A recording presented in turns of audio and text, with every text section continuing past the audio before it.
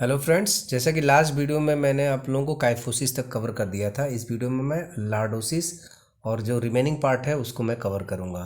तो देखिए फ्रेंड्स, ये जो है ना, सबसे पहली चीज़ आपको याद क्या करना है कि लॉर्डोसिस जो टर्म है, ये जो है ग्रीक लॉर्डोस से लिया दिया गया है, जो कि इसका मतलब होता है बेंड बैकवर्ड होता है। बैकवर्ड कहाँ से होते हैं? लंबर से होते हैं। जैसे ये लंबर है, ये अंदर चला जाता है और ये बाहर चला आता है। तो बैकवर्ड, बेंट बैकवर्ड यानी बेंट मतलब झुक जाता है पीछे की side. The spine curves a little in the neck. जो स्पाइनल कर्व होगा वो जो लिटिल टाइप का होगा, कम होगा नेक में, और अपर बैक एंड लोअर बैक में भी कम होगा। ठीक है। तो यहाँ पर देखिए, आपको ध्यान क्या देना है, which create the spine in yes shape. Lordosis वाला क्या है कि एक तरीके से यस शेप क्रिएट करता है, जिसे बोलते हैं kyphotic upper back and lordotic neck and lower region पे। इतना नहीं याद रखना है, आपको याद क्या रखना है, लॉर्डोसिस में कहाँ पे इसका प्रभाव होता है, दिखता कहाँ पे है लॉर्डोसिस का प्रभाव। तो आपको सबसे पहले पता होना चाहिए लंबर स्पाइन में। ठीक है, लंबर स्पाइन में होता है, इसको आप याद कर लीजिए। इसको समटाइम्स क्या बोलते हैं, स्वे बैक भी बोलते हैं। इट्स आल्सो नोन एज स्वे बैक। बैक मतलब बैक साइड जो है आपका जो है बाहर हो जाएगा। ठीक है, तो इसलिए इसको स्वे बैक भी बोलते हैं। और लार्डोसिस, क्रोनिक लार्डोसिस में lead to pain and discomfort and become more serious it left untreated, if left untreated. यदि यह अनट्रीटेड रहेगा, इसको ट्रीटमेंट नहीं करेंगे आप, तो यह क्या रहेगा, बहुत ज़्यादा पेनफुल होगा और डिस्कम्फर्ट होगा। ठीक है, तो ये था कुछ इस तरीके से दिखता है रीजन, जब लंबर स्पाइन वाला हिस्सा जो है बाहर की तरफ आ जाता है। तो इसमें दो चीज़ें आपको याद रखनी है लॉर्डोसिस में। एक तो लंबर स्पाइन में इसका प्रभाव देखने को मिलता है, दूसरा इसको बोलते हैं स्वे बैक भी बोलते हैं। बस इतना याद कर लीजिए। ठीक है, स्वे बैक। करेक्टिव मेजर्स देख लीजिए। करेक्टिव मेजर्स, पहले चीज़ तो देखना है कि योगा का कौन सा है। इसमें एक क्वेश्चन आता है, धनुरासन है और हलासन है, और उन सब में क्या था, चक्रासन था। ठीक है, तो ये था। और तो और स्कोलियोसिस इम्पॉर्टेंट है। देखिए, कई बार नेट के एग्ज़ाम में भी पूछा जा चुका है कि lateral curvature in the spine is known as, तो स्कोलियोसिस होता है। स्कोलियोसिस में क्या होता है ना, कि जो स्पाइन होती है आपकी, वह एक साइड हो जाती है, या तो इधर लेफ्ट साइड में चली जाएगी या फिर राइट साइड में। तो उसका जो शेप होगा ना, वो या तो यस शेप में दिखेगा, या तो यस शेप इस तरीके से हो जाएगा, या फिर सी शेप ऐसे हो जाएगा। ठीक है, ये देख सकते हो यहाँ पर, इस तरीके से एक साइड से ऐसी यस शेप में नज़र आएगा। ठीक है, तो यह क्या होगा, कभी कभी क्वेश्चन ऐसा भी पूछा जा सकता है कि कौन सी स्पाइनल स्पाइनल डिफॉर्मिटी में सी शेप या यस शेप जो है प्रतीत होता है। तो आपको यस से तो याद हो जाएगा स्कॉलियोसिस, और सी उसमें एडिशनल जोड़ दीजिएगा। ठीक है, दो चीज़ें आपको याद रखनी है इसमें। और कभी कभी पूछता है lateral curvature of spine is known as. Lateral, lateral मतलब साइडवेज। लेटरल मतलब क्या होता है, साइडवेज। देखिए यहाँ पर लेटरल कर्वेचर लिखा हुआ है, या साइडवेज, यानी कि आपका जो स्पाइन होगा ना, एक साइड में, एक साइड में मैंने बताया ना, एक साइड में या फिर ऐसे हो जाएगा, या फिर ये ऐसे हो जाएगा उल्टा एस शेप में, या सी शेप में हो जाएगा। ठीक है, तो साइडवेज कर्वेचर हो जाएगी इसमें। जो नॉर्मल जो होता है आपका, नॉर्मल स्पाइन का कर्व इस तरीके से होता है, इस तरीके से होता है। ये होता है आपका लाडोटिक कर्व। यहाँ पर काइफोटिक होता है, फिर लाडोटिक, फिर काइफोटिक, फिर लाडोटिक, देन काइफोटिक। और आपको याद कैसे करना है, कभी कभी क्वेश्चन जो है नेट में इस तरीके से पूछा था कि जो आपका थोरैकिक रीजन होता है, थोरैकिक रीजन में यहाँ पर थोरैकिक होता है। ठीक है, यहाँ पर सर्वाइकल होता है। एक सेकेंड देखिए, मान लीजिए मैं इस तरीके से स्पाइन बना दिया। ठीक है, जस्ट एज्यूम कर लीजिए। तो पहला जो होता है वो होता है आपका कौन सा रीजन, सर्वाइकल, फिर थोरैकिक, फिर लंबर, फिर सैक्रम, देन कॉक्सिगियल। अब क्वेश्चन क्या पूछता है आपको कि जो सर्वाइकल वाला रीजन है इसमें किस प्रकार का कर्व पाया जाता है। तो सर्वाइकल वाले रीजन में आप हमेशा याद करके चलिए लॉर्डोटिक कर्व पाया जाता है। फिर थोरैकिक में क्या होता है, काइफोटिक कर्व होता है। ठीक है, फिर इसमें लंबर में क्या हो जाएगा, लॉर्डोटिक हो जाएगा, इसमें अल्टरनेट हो जाएगा। ठीक है, ये इस तरीके से याद कर लीजिए। और देखिए इसमें काइफोटिस यानी काइफोसिस अगर पूछ रहा है, काइफोसिस वाला जो स्पाइनल डिफॉर्मिटी होता है तो ये किस में हो चला जाएगा, काइफोटिक में चला जाएगा। यानी कि अगर पूछ रहा है कि किस रीजन में होता है काइफोसिस, तो काइफोटिक कर्व जिसमें होगा उसी रीजन में होगा, यानी कि थोरैकिक रीजन में होगा।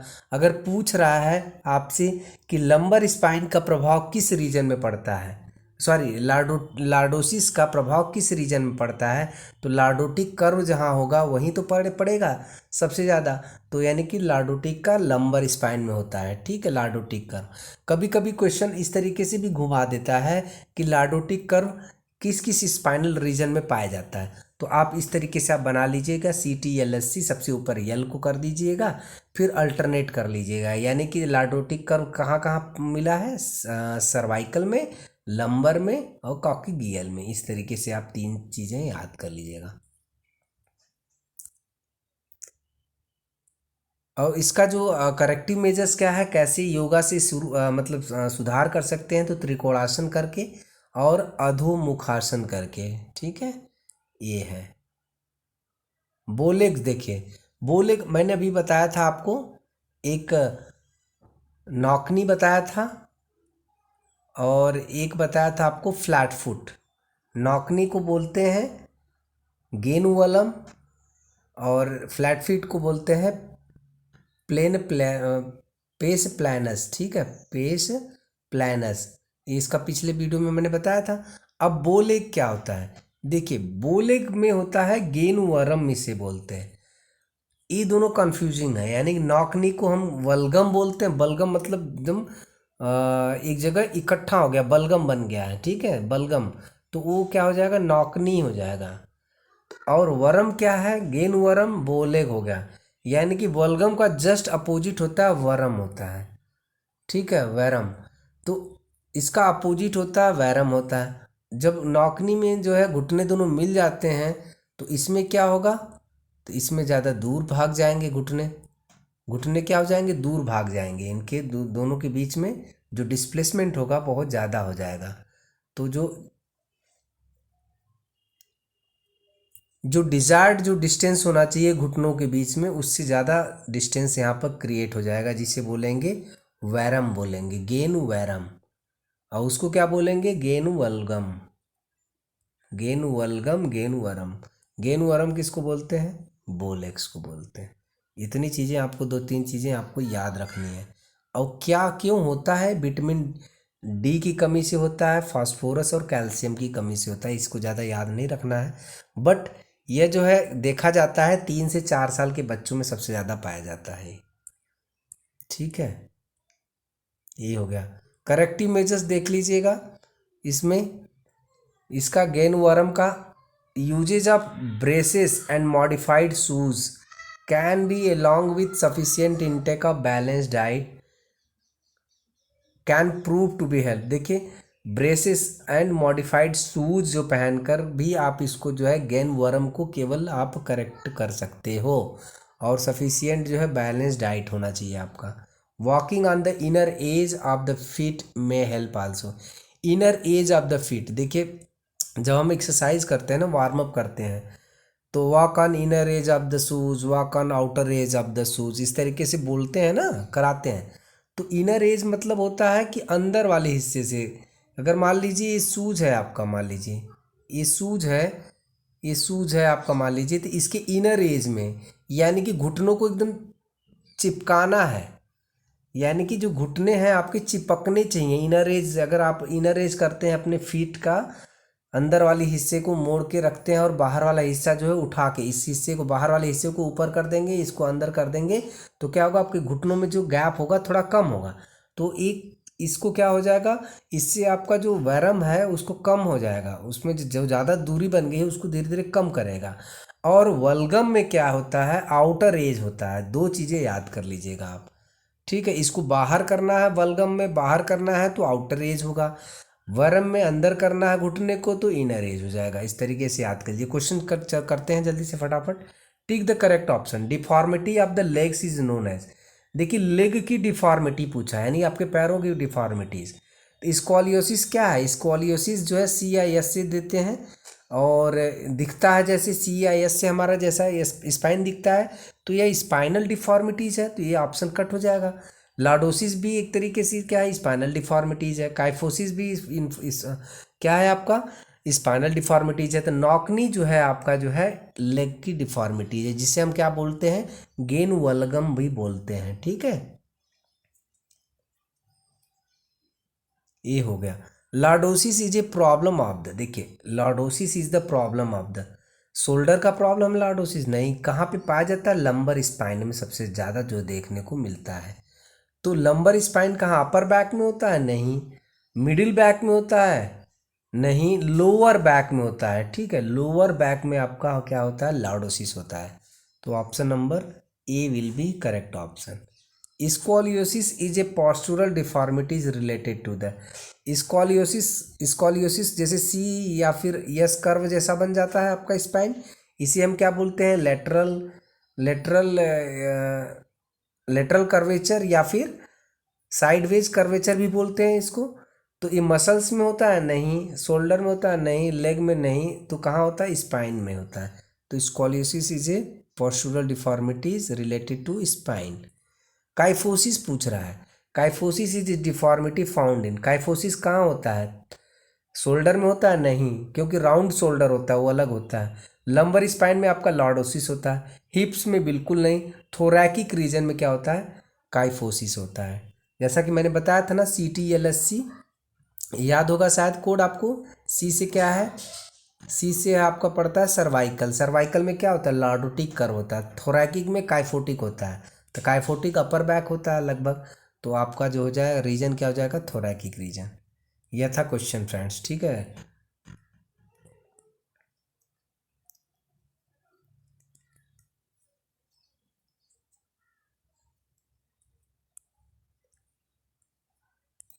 अब वीमेन इन स्पोर्ट्स दिया हुआ है, यूएन पार्टिसिपेशन इन स्पोर्ट्स। इसमें दो तीन चीज़ें हैं जो कि बहुत इंपॉर्टेंट है। एक ट्राइडेक होता है, वो इम्पॉर्टेंट है, जो कि मैं आपको समझा दूंगा तो अच्छा रहेगा। वीमेन का इस स्पोर्ट्स में लीडरशिप भी होती है, आप देखे ही होंगे। One of the best quality about sport is that is inculcates or to bring out the leadership quality skills of an individual, those women or man who participated in sports better to evolve. ये सब है important जो point है, जिसको मैं highlight कराना चाहता हूँ आपको। उसमें देखिए दूती चांद का तो आपने पता ही होगा, अभी इनको बैन कर दिया है नाडा ने, क्योंकि कुछ डोपिंग के केस में फंस गई हैं। और हिमा दास के बारे में कुछ दिया हुआ है यहाँ पर, PV सिंधु के बारे में दिया हुआ है। मानसी जोशी जो है बैडमिंटन, पैरा बैडमिंटन की प्लेयर है। PU चित्रा जो है 1500 मीटर रेस करती हैं। तो ये था, और इसका नहीं, अब क्वेश्चन देख लीजिए एक बार और। तो sports is a important tool for social empowerment for women as it develops the following.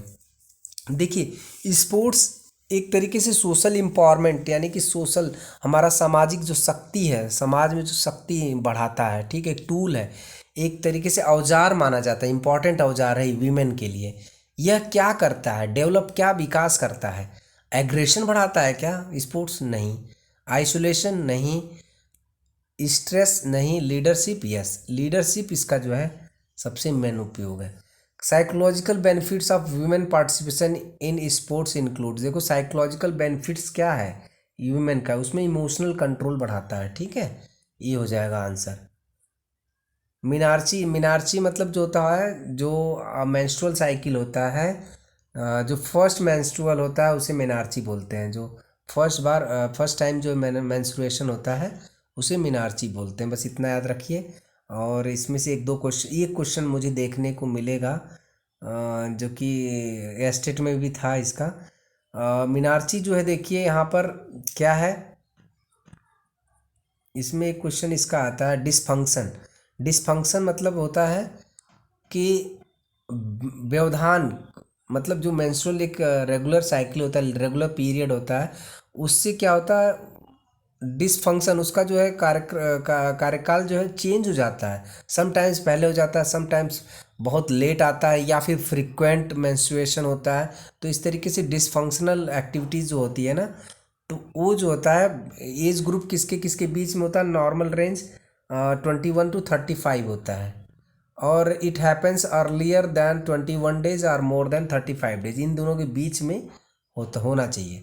अब देखते हैं इसमें डिसफंक्शंस में क्या क्या आता है। डिसऑर्डर्स में, मेंस्ट्रुअल डिसऑर्डर्स में एक प्री मेंस्ट्रुअल डिसऑर्डर सिंड्रोम होता है जो कि पहले आ जाता है, ठीक है। एमेनोरिया जो होता है, एमिनोरिया जो होता है, इसमें दो होते हैं भाग, प्राइमरी एमनोरिया और सेकेंडरी एमनोरिया। इसमें क्या होता है, एमनोरिया मतलब होता है कि मिस्ड हो गया, साइकिल जो होता है ना वो मिस्ड हो गया, यानी कि नहीं आया है। तो एक तो प्राइमरी एमनोरिया होता है, दूसरा जो होता है सेकेंडरी एमनोरिया। इसमें अंतर देख लीजिए, ए जहाँ जुड़ जाएगा वहाँ समझ लीजिए एब्सेंट हो गया है। क्या, मेनोरिया, मेनोरिया मतलब आपका मेंस्ट्रुअल साइकिल, ए मतलब एब्सेंट हो गया। इस तरीके से निमोनिक से मैंने भी याद किया है, आप लोग भी याद कर लीजिए, आपके लिए बहुत ज़्यादा ये फ़ायदा होगा, ये क्वेश्चन आना ही आना है। एमनोरिया मतलब ए स्टैंड फॉर एब्सेंट, मेनोरिया मतलब आपका मेंस्ट्रुअल साइकिल्स एब्सेंट हो गया है। एब्सेंट हो गया तो क्या है, दो भाग में एब्सेंट हुआ है, एक प्राइमरी एमनोरिया होता है, एक सेकेंडरी एमनोरिया। प्राइमरी एमनोरिया होता है जब पबर्टी एज में पहुंच जाती हैं फीमेल, तो उसमें जो होता आता ही नहीं है, मतलब प्राइमरी एज में जब पबर्टी एज में पहुंच गई तो मेंस्ट्रुअल साइकिल स्टार्ट ही नहीं हुआ, तो उसे प्राइमरी बोलेंगे, प्राइमरी एमनोरिया। और सेकेंडरी एमनोरिया मतलब होता है कि when menstruation is missed for 3 months और मोर, यानी कि 3 महीने हो गए और मेंस्ट्रुअल साइकिल स्टार्ट ही नहीं हुआ, मतलब आ रहा था पहले फिर उसके बाद स्टार्ट नहीं हुआ, तो ये क्या हो जाएगा, सेकेंडरी एमनोरिया। डिस डिसमेनोरिया मतलब होता है कि एकदम से फ्रिक्वेंटली आता है, फ्रिक्वेंटली मेंस्ट्रुअल क्रैम्प आता है, इट इज कॉल्ड डिसमेनोरिया, ठीक है।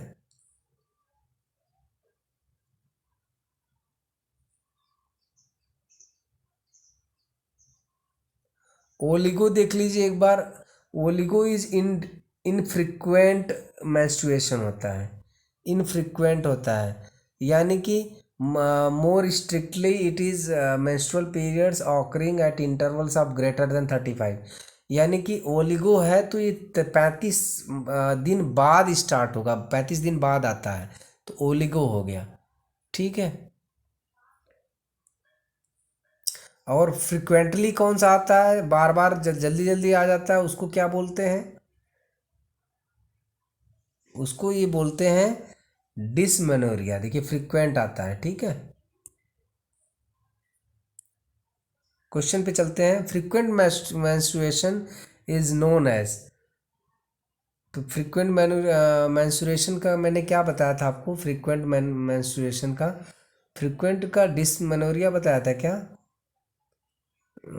फ्रिक्वेंट का होता है ओलिगोमेनोरिया, देखिए ये है ओलिगोमेनोरिया है, ठीक है। Oligomenorrhea is infrequent menstruation strictly, तो इसमें ऑप्शन क्या हो जाएगा, ओलिगोमेनोरिया, यहाँ पर option number B. If the menstruation cycle does not begin at puberty level it is called as amenorrhea, तो होगा एब्सेंट हो गया मेनोरिया, बट प्राइमरी होगा क्योंकि पबर्टी एज में है। तो ये था friends female athletic triad. Triad मतलब होता है त्रिमूर्ति, क्या क्या होती है भैया, डिसऑर्डर्ड ईटिंग, यानी कि ईटिंग डिसऑर्डर होता है, एमनोरिया होता है, और तीसरा प्रॉब्लम क्या होता है, वीमेन में 3 प्रॉब्लम स्टार्ट होती हैं जो भी एक वीमेन होती हैं, एक ईटिंग डिसऑर्डर्स से होता है, एक एमनोरिया होता है, दूसरा ऑस्टियोपोरोसिस। ईटिंग डिसऑर्डर में मैंने पहले भी वीडियो में बताया था आपको, एनरेक्सिया नरोसा और बुलिमिया नरोसा। एमनोरिया एब्सेंट वाला जो है बता दिया था आपको, प्राइमरी और सेकेंडरी। ऑस्टियोपोरोसिस जो कि आपके हड्डियों से रिलेटेड है, ठीक है। तो ये था ट्राइएड, कभी कभी ट्राइएड पूछता भी है, क्वेश्चन पूछ देगा आपको। तो ये था फ्रेंड्स क्वेश्चन की तरफ चलते हैं। Weaken of the bones due to loss of bone density and improper bone formation. देखिए वीकनिंग ऑफ द बोन्स यानी कि जो जब हड्डियां कमज़ोर हो जाती हैं due to loss bone density, आपकी जो अस्थि घनत्व होता है उसको कम होने से क्या होता है कि आपकी बोन जो है कमज़ोर हो जाती है और इम्प्रॉपर हो जाती है, यानी कि उचित जो उसका शेप होना चाहिए, फॉर्मेशन होना चाहिए, वो अनुचित टाइप क्रम में आ जाता है। तो उसको क्या बोलते हैं, एमनोरिया बोलते हैं क्या? नहीं, ये तो मेंस्ट्रुअल से रिलेटेड है। एनरोक्सिया नरोसा नहीं, ये तो आपका ईटिंग डिसऑर्डर से है। लार्डोसिस आपके स्पाइनल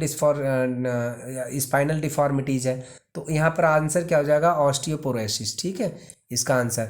सेकेंड है, what is the cause of osteoporosis in women? तो वीमेन में क्या है? हाई ब्लड प्रेशर होगा तब ऑस्टियोपोरोसिस होगा।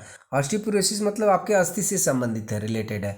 नहीं भाई, मिनार्ची आपके मेंस्ट्रुअल से है। एक्सेसिव एक्सरसाइज, आपके एक्सेसिव एक्सरसाइज से तो कुछ होना नहीं है, हड्डियों और मजबूत होंगी। Lack of calcium, vitamin D and phosphorus, इसको याद कर लीजिएगा, ये है। ठीक है, और नेक्स्ट क्वेश्चन है, female athlete triad is a syndrome characterized by. देखिए ट्रायड मैंने बताया था, त्रिमूर्ति क्या क्या होती हैं फीमेल एथलीट्स की सिंड्रोम, ट्रायड सिंड्रोम में। ए ई ओ, ठीक है, ए याद कर लीजिए, ए ई ओ, आई नहीं है, ठीक है, और यू नहीं है। बाकी ये जो वाइवल है यही सारा है। तो ए से क्या है? एमनोरिया, यानी उनकी मेंस्ट्रुअल एब्सेंट हो गया। ऑस्टियोपोरोसिस हड्डियों से रिलेटेड। ईटिंग डिसऑर्डर उनके जो है नरोशा और बुलिमिया नरोशा। ठीक है, एनरोक्सिया नरोशा। तो आंसर क्या हो जाएगा? ऑल ऑफ द एबव हो जाएगा। In which type of anorexia does an individual lose weight by taking laxatives and और ड्यूरेटिक्स? देखिए जो बॉडी वेट है उसको इंडिविजुअल जो है कम करने के लिए ड्यूरोटिक्स का यूज़ कर रहा है। ठीक है, एनरोक्सिया ड्यूरोटिक्स का यूज़ कर रहा है, उसे बोलेंगे एनरोक्सिया नरोसा। इसको हम चलते हैं, देख लेते हैं क्वेश्चन कहाँ पे है। ये क्वेश्चन दिखा देता हूँ आपको, इसका आंसर भी दिखा देता हूँ कि ये आपको दिख जाएगा यहाँ पर। देखिए ये यहाँ पर दिख जाएगा। ठीक है, एनरोक्सिया नरोसा, देखिए यहाँ पर लिखा हुआ है, क्लियर लिखा हुआ है, anorexia nervosa is eating disorder where an individual tries to reduce body weight, reduce body weight. ठीक है, और